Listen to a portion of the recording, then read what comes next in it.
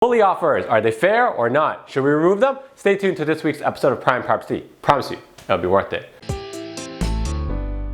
Good day, Toronto. Welcome to another episode of Prime Property. So glad you could join us here. I've worked with many clients from different countries over the years, and I've learned that there's so many ways to real estate, how it's sold. Now, I can't say which is better because I'm limited to parameters in which I can trade in my own region, but however, I can say that our system in Ontario right now is quite problematic, specifically in the downtown core. And when it comes to understanding how the market behaves, especially those who have no idea because they've never transacted before, it is just chaos.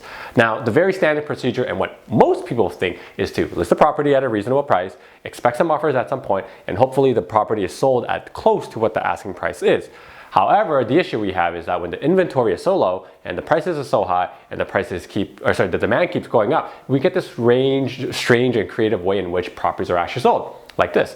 Number one of the strategies is to underprice the property and hold offers. Kind of normal, not that bad. Number two, a combination of the one plus some random stuff. So it's to underprice the property, hold offers, but at the same time, take bully offers. Most people are like, what the hell is going on, right? So you combine a fairly useless training that you get as a realtor before you get licensed, if you ever dealt with like really bad realtors, because you know, realtors are a dime a dozen.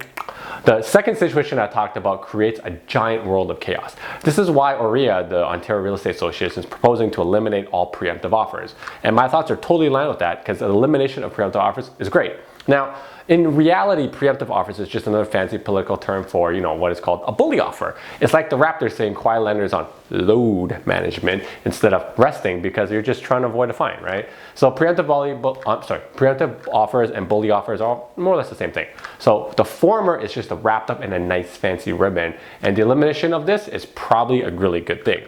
Now, a bully offer is one of the most frustrating things you can encounter as a buyer, especially if you're represented by a realtor who is basically useless and doesn't understand the process of navigating through property listed in such a manner. And trust me, I've come across so many realtors like that. So you would generally end up very disappointed with the whole experience. So how could you not, right? Because this is generally what happens. You see a beautiful property for what you think is a steal of a deal. You prepare to submit an offer that is slightly over what you think is worth because even though it's not, your realtor has no idea what's going on, and then you find in a few days that the listed price or the offer date was even sold before you had a chance to even submit an offer. And that's extremely frustrating as a buyer, especially when non-ethical listing realtors are trying not to notify potential buyers of other things because they're trying to double entry. There's a whole bunch of ridiculous things that goes on. So yes, the elimination of these preemptive offers and bully offers is a fantastic idea.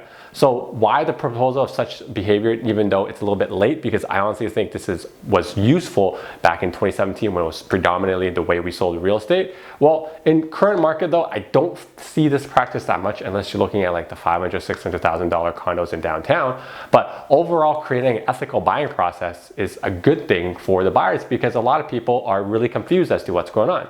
And how they're going to enforce this is that they're going to propose a punishment with the fancy term called disgorgement, which basically means that whoever is conducting the bully offers on both the buy and the sell side is going to be removed from the commission that they are supposed to earn. So this is a great step towards being a more transparent buying process. Next up, I really think OREA should be working on getting more practical training for their realtors when they get licensed, because honestly, realtors who graduate from it know like absolutely nothing. But that's a topic for another day. Until next time, guys, happy real estating.